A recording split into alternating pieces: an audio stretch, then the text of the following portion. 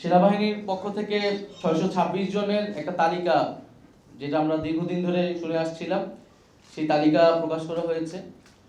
এই তালিকাটা যদি আরো আগে প্রকাশ করা হইতো, এটা তো আসলে 8ই আগস্ট বা আগস্ট মাসেরই ঘটনা, তাহলে আসলে জনমনে কিন্তু কোনো ধরনের সন্দেহ এবং শঙ্কা তৈরি হতো না এবং এক প্রতিষ্ঠানের বিরুদ্ধে কেউ কথা বলার সুযোগ পেত না। তো সেনাবাহিনী আমাদের দেশের সার্বভৌমত্বের প্রতীক।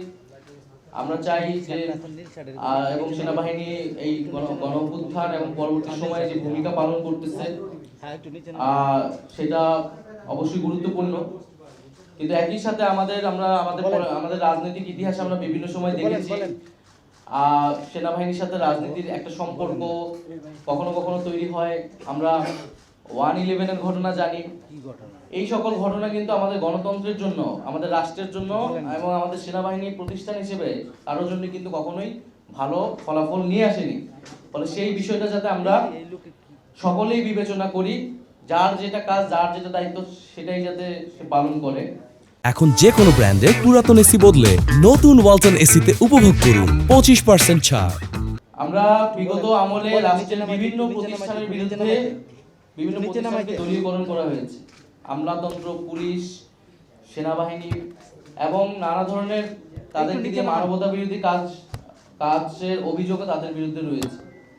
ফলে প্রত্যেকটা প্রতিষ্ঠানই এই সময়টা এসে একটা বিচারের মধ্য দিয়ে যারা অভিযুক্ত তাদেরকে শায়েস্তা করবে এবং প্রতিষ্ঠানগুলোকে রাষ্ট্রীয় জনগণের প্রতিষ্ঠান হিসেবে পুনঃপ্রতিষ্ঠা করবে, এটাই আমাদের প্রত্যাশা।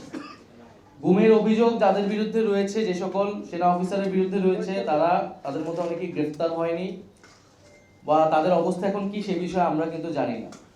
ফলে এই সব বিষয়গুলো সুস্পষ্ট করলে সেনাবাহিনীর প্রতিষ্ঠান হিসেবে আরো বেশি জনগণের আস্থার জায়গাটা পাবে এবং আমরা সেই আস্থার জায়গাটাকে সেনাবাহিনীকে দেখতে চাই।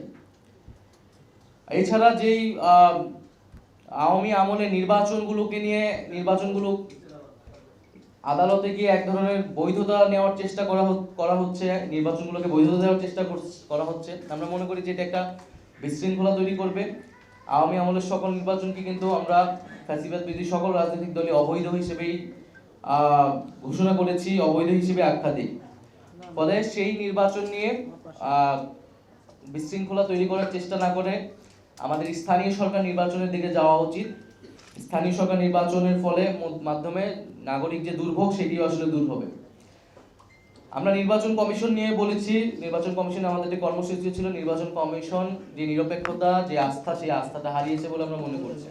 নির্বাচন কমিশন যদি সেই আস্থার জায়গা ধরে রাখতে না পারে, তাহলে এই নির্বাচন কমিশনের পক্ষে একটা সুষ্ঠু নির্বাচন দেওয়া সম্ভব নয়। ফলে নির্বাচন কমিশনকে সেই আস্থার জায়গায় আসার চেষ্টা করতে হবে, অথবা তাকে দায়িত্ব ছেড়ে দিতে হবে বলে আমরা মনে করি।